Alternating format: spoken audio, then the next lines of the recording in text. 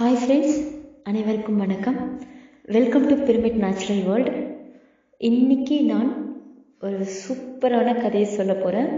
இதை நீங்கள் கேட்டு தயவு செஞ்சு உங்களோட கமெண்ட்ஸை, குட்டி குழந்தைங்க ரொம்ப இந்த கதை பிடிச்சவங்க உங்கள் கமெண்ட்ஸை கொடுக்கலாம்.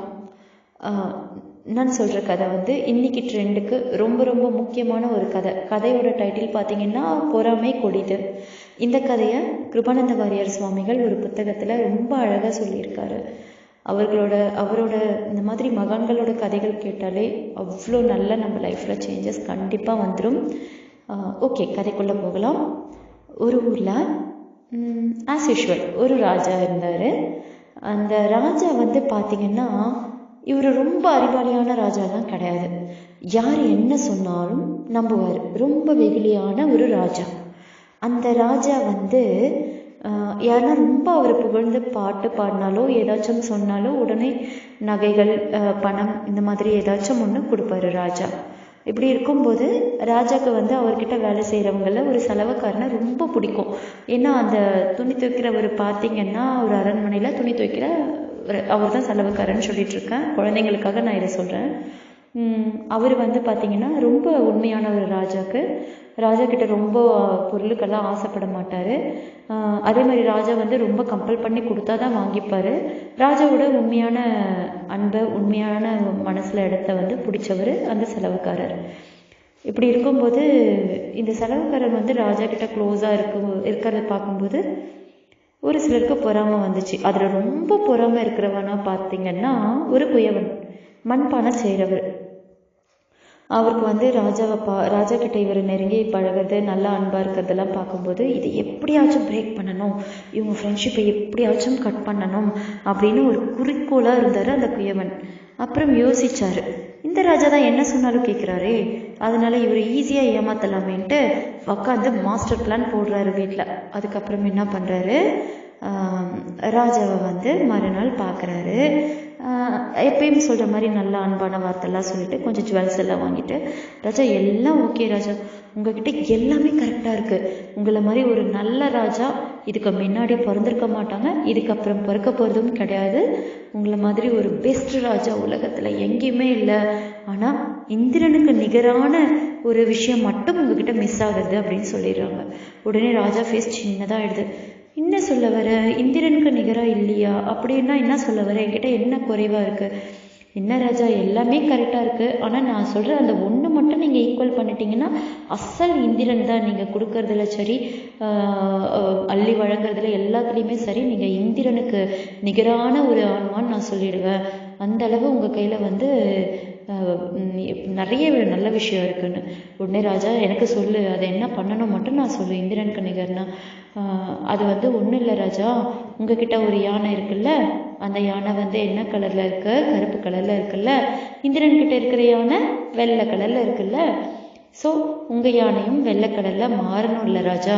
அப்படி மாறிடுச்சுன்னா நீங்கள் இந்திரனுக்கு நிகரானவர் தானே, அதுக்கு நான் என்ன பண்ணணும் அப்படின்னு ராஜா கேட்குறாரு. உடனே இந்த குயவன் சொல்கிறான், உங்ககிட்ட செலவுக்காரன் இருக்கான்ல, அவர்கிட்ட சொன்னீங்கன்னா வெளுத்து கொடுத்து நல்லா ஒயிட் கலரில் யானையை ஆக்கிடுவாங்க.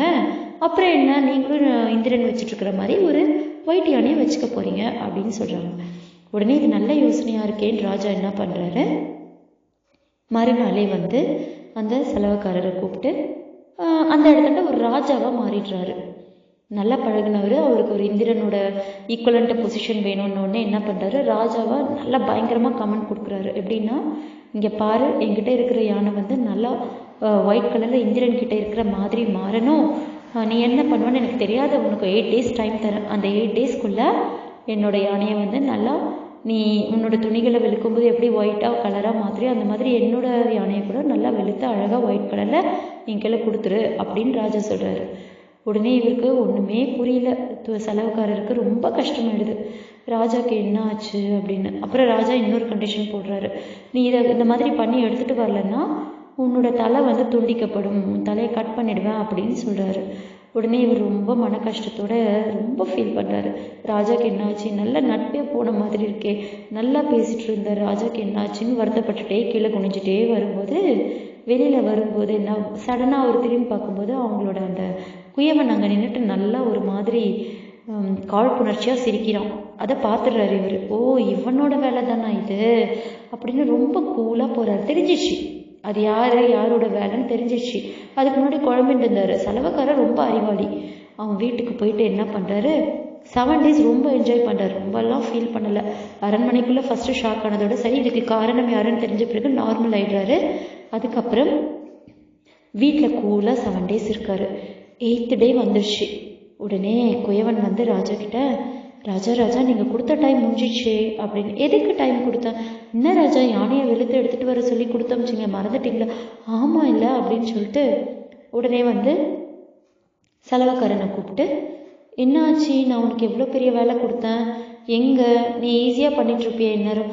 ராஜா நீங்கள் சொன்னால் நான் முடியாதுன்னு என்றைக்குன்னா சொல்லியிருக்கேனா ராஜா? இதோ நான் கண்டிப்பாக செய்துடுறேன் ராஜா, ஆனால் அதுக்கு முன்னாடி ஒரு சின்ன வேலை இருக்குது ராஜா. என்ன வேலை? நான் கண்டிப்பாக செய்கிறேன் ராஜா, ஆனால் நீங்கள் எனக்கு இந்த உதவி பண்ணால் மட்டும்தான் நான் அதை ஃபைனலைஸ் பண்ண முடியும். மற்றபடி மீதி ஒர்க்கெல்லாம் கரெக்டாக இருக்குது. என்ன பண்ணணும்னு சொல்லு. நான் வந்து எல்லாமே வந்து ஒரு பெரிய மண்பானையில் தான் துணிகளெல்லாம் வெளுத்து காய போடுறேன். நல்லா துவைச்சி துணிகளை வந்து அந்த மண்பானைக்குள்ளே ஆவிரி அடிக்கிற மாதிரி பண்ணிவிட்டு நல்லா வெளுத்து தான் அதை வாஷ் பண்ணுறேன். இந்த ப்ராசஸ்க்கு பார்த்திங்கன்னா நம்மளோட யானையை போடுறதுக்கு தேவையான ஒரு பெரிய பானை வேணும். ஆனால் என்கிட்ட அவ்வளோ பெரிய பானை இல்லை ராஜா. அதனால் அது நம்ம குயவன் இருக்கார் பாருங்கள், ரொம்ப நல்லா ஈஸியாக செய்வார் அந்த ஒர்க்கை.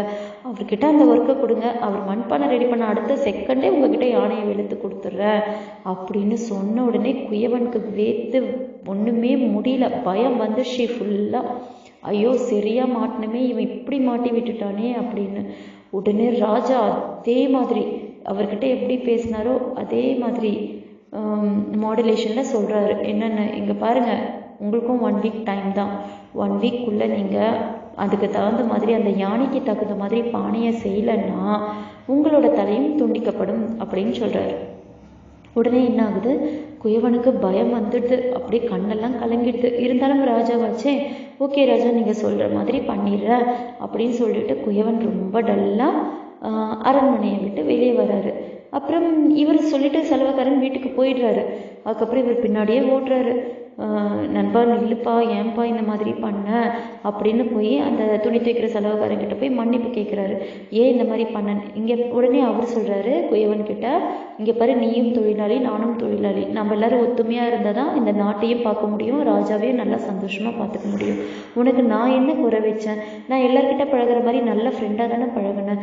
உனக்கு ஏன் என் மேலே இவ்வளோ பொறாமை வந்துச்சு? ஏன் இந்த மாதிரி நடந்துட்ட? இல்லை என்னை மன்னிச்சிரு, நான் வேணும்னே தான் உன்னை பார்க்கும்போது ரொம்ப உன்கிட்ட ராஜா நல்லா பேசுறதை பார்த்து பொறாமப்பட்டேன், என்னை மன்னிச்சிரு. பொறாமை எவ்வளோ கொடியதுன்னு நான் கற்றுட்டேன், என்னை மன்னிச்சிரு ப்ளீஸ். எனக்கு எதுனா ஒரு வழி சொல்லு. எனக்கு 3 குழந்தைங்க இருக்காங்க, ஒரு ஃபேமிலி இருக்குது. அப்புறம் வந்து எனக்கு ஏதாச்சும் ஒன்றுன்னா என்னோட மனைவி, என்னோட 3 குழந்தைங்க என்ன ஆகுறது? ப்ளீஸ் எனக்காக ஒரு ஹெல்ப் பண்ணி ஏதாச்சும் ஒரு ஐடியா கொடுத்து என்னை காப்பாற்று நண்பா ப்ளீஸ் அப்படின்னு அந்த குயவன் வந்து ரொம்ப கெஞ்சுறாரு. உடனே செலவுக்காரருக்கு கொஞ்சம் மனசு கஷ்டமாயிடுச்சு. இவ்வளோ கெஞ்சுறானேன்னு சொல்லிட்டு மன்னிப்பெல்லாம் கேட்குறானே, ரியலைஸ் ஆகிட்டானே சொல்லிட்டு, சரி வருத்தப்படாத, நாளைக்கு நீயும் நானும் ராஜா கிட்ட போகலாம், இதுக்கு ஒரு நல்ல ஐடியா இருக்குது, நான் உன்னை அந்த கஷ்டத்துலேருந்து வெளியே கொண்டு வந்துடுறேன், கவலைப்படாத அப்படின்னு சொல்லிட்டு மறுநாள் காலையில் விடியுது. குயவனும் செலவக்காரனும் 2 பேரும் ராஜா கிட்ட போகிறாங்க. ராஜா கிட்ட போன உடனே ராஜா வந்து என்ன எல்லா தேவையான வேலையெல்லாம் நடக்குதா, பானெல்லாம் செய்துட்ருக்கியா அப்படின்னு கேட்கும்போது, என்ன ராஜா, உடனே செலவக்காரர் சொல்கிறாரு, என்ன ராஜா, நான் வந்து ரொம்ப பயந்து போய் 2 பேரும் ஓடி வந்திருக்கோம். என்ன ஆச்சுன்னு ராஜா கேட்குறாரு. இல்லை, நம்மளோட பிளான் வந்து மேலே இந்திரனுக்கு தெரிஞ்சு போச்சு, அவரோட சாபத்துக்கு ஆளானா நம்ம நாடே வந்து அழிஞ்சு போயிடும், அப்புறம் உங்கள் உயிருக்கும் பிரச்சனை வந்துடும், எங்களுக்கு தேவை நீங்கள் நல்லா இருக்கணும் ராஜா. அப்படியா அப்படின்னு ராஜா கேட்டோடனே, ஆமாம் ராஜா, உலகத்தில் வெள்ளையான இந்திரன் கிட்ட மட்டும்தான் இருக்கணும், ஆனால் நாம் ஒரு வெள்ளையான தயாரிக்கிறோன்னொடனே இந்திரனுக்கு ரொம்ப கோவம் வந்துச்சு ராஜா அப்படின்னு சொன்னோடனே ராஜா வந்து, ஐயோ நம்மளுக்கு வெள்ளை யானையே வேண்டாம், நம்மக்கிட்ட இருக்கிற கருப்பு யானையே போதும், இதை வச்சே நம்ம சந்தோஷமாக இருந்துக்கலாம், நம்மக்கிட்ட என்ன இருக்கோ அதை வச்சே ஹாப்பியாக இருந்துக்கலாம், தயவு செஞ்சு எனக்கு வெள்ளை யானையே வேணாம், இந்திரன் கிட்ட நான் மன்னிப்பு கேட்டேன்னு சொல்லிடுங்க போயிட்டு. உங்ககிட்ட இந்திரன் சொன்னார், ஆமாம் வழியில் வந்து அந்த யமதர்மராஜா வந்துட்டு இருந்தார் உங்களை பிடிச்சிட்டு போக, அவரை வந்து நாங்கள் தான் நிப்பாட்டிட்டு வந்திருக்கோம், உடனே போய் சொல்லிடுங்க, எங்கள் ராஜாவுக்கு வெள்ளை கலர் யானைலாம் வேண்டாம், இருக்கிற யானையே போதும், நாங்கள் வந்து எங்ககிட்ட இருக்கிற பொருட்களை வச்சு சந்தோஷமாக வாழ்கிறோம், எங்கள் மக்கள் கூட நாங்கள்லாம் சந்தோஷமாக இருக்கோன்னு சொல்லிடுங்க அப்படின்னு. உடனே 2 பேருக்கும் 1000 மரகன் தராரு, கொஞ்சம் கோல்டு காயின்ஸ் தராரு. அதுக்கப்புறம் 2 ஃப்ரெண்ட்ஸும் அதை வந்து ஷேர் பண்ணிக்கிறாங்க. செலவுக்காரனுக்கு கொடுத்ததை குயவனுக்கும் கொடுத்து 2 பேரும் சந்தோஷமாக பகிர்ந்துக்கிறாங்க. அது அப்புறம் வெளியில் சந்தோஷமாக வந்துடுறாங்க. குயவனும் தன்னோட ஃப்ரெண்டுக்கிட்ட என்னை நல்லா காப்பாற்றிட்ட, பெரிய பிரச்சனைக்கு ரொம்ப தேங்க்ஸ் நண்பா சொல்லிட்டு 2 பேரும் சந்தோஷமாக போகிறாங்க. ராஜாவும் ஹாப்பியாக இருக்கிற யானையை வச்சுட்டு. ஸோ இதுலேருந்து என்ன ஃப்ரெண்ட்ஸ் தெரியுதுன்னா, நம்ம என்ன லைஃப்பில் எவ்வளோ அச்சீவ் பண்ணாலும், எவ்வளோ முன்னாடி போனாலும், நம்மளை விட ஒரு படி அதிகமாக நம்மளோட ஃப்ரெண்ட்ஸ் போனாலோ இல்லை தெரிஞ்சவங்க போனாலும் நம்ம அதுக்கு வருத்தப்படாமல் அவங்கள எவ்வளோ முடியுமோ அப்ரிஷியேட் பண்ணிவிட்டு அந்த காழ்ப்புணர்ச்சி பொறாமல்லாம் இல்லாமல் எவ்வளோ ஹாப்பியாக லைஃப்பை நம்மளுக்கு கிடைச்சது தான் நம்மளுக்கு பெஸ்ட் அப்படின்னு நினச்சிட்டு ரொம்ப சந்தோஷமாக லைஃப்பை வந்து நம்மளோட ஜேர்னி வந்து ரொம்ப சந்தோஷமாக இருக்கணும் அப்படின்னு சொல்லிட்டு இந்த ஸ்டோரியை இதோட முடிச்சுக்கிறேன். ஸோ பொறாமை கொடிது. இந்த ஸ்டோரி அப்பப்போ கேளுங்க. பேரண்ட்ஸ் வந்து கேட்டு பசங்களுக்கு கன்வே பண்ணுங்கள். குட்டி பசங்க கேட்டிங்கன்னா ஸ்கூலில் இதை சொல்லிவிட்டு ஒரு கிளாப் வாங்கிக்கோங்க. Thank you friends.